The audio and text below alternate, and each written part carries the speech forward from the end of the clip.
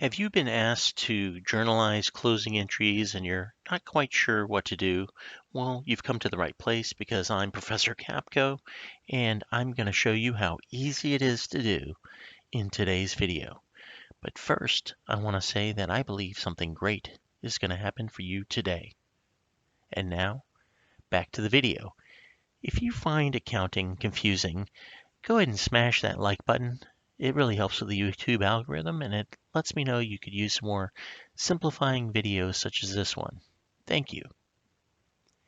In a prior video, I showed how you could do some closing entries using T accounts, and this is the result of that, and it may look a little confusing if you haven't watched the video, so you may want to watch that video. I've linked it up here for you. But we're going to now journalize the final closing entries where we close out the income summary and we close it out to retained earnings along with the dividends. So we're going to be doing this here at the end. I'm going to show you how to journalize those transactions. Oh yeah, this is my handy dandy official Professor Capko T accounts worksheet. And if you want to get your own, you can just go down in the description and get your own copy.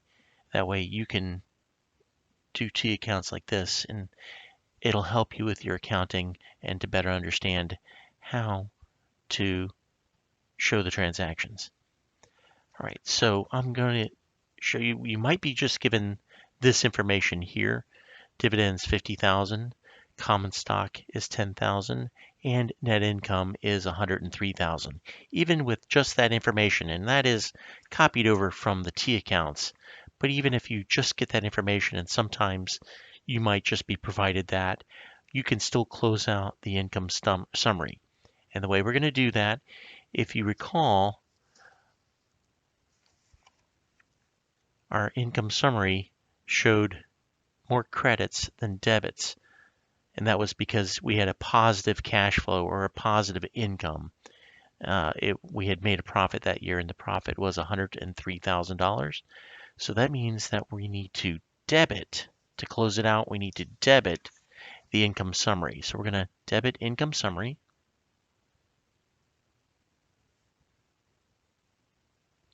And remember, the debits always come first for the 103,000. And we're going to credit retained earnings. We're going to credit retained earnings.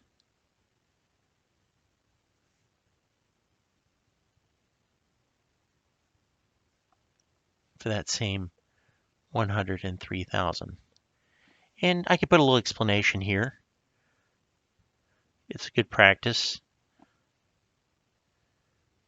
to close net income to retained earnings.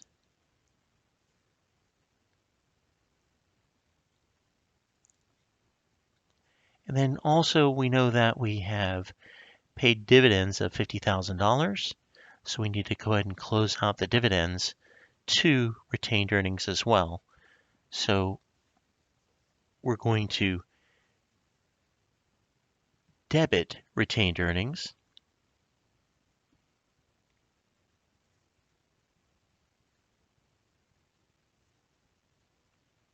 for the $50,000 in dividends. And we're going to credit dividends for that same 50,000. And again, if you recall, the reason we're doing it that way is because when we had paid out the dividends, we had credited cash and debited dividends, and then to close out the dividends, we credited dividends, and we debited our retained earnings for that 50,000. So we're just doing that in journal form now, and I'll put a little explanation to close dividends.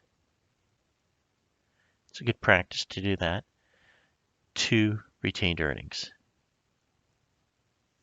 In case anybody wants to know what the purpose of this transaction was.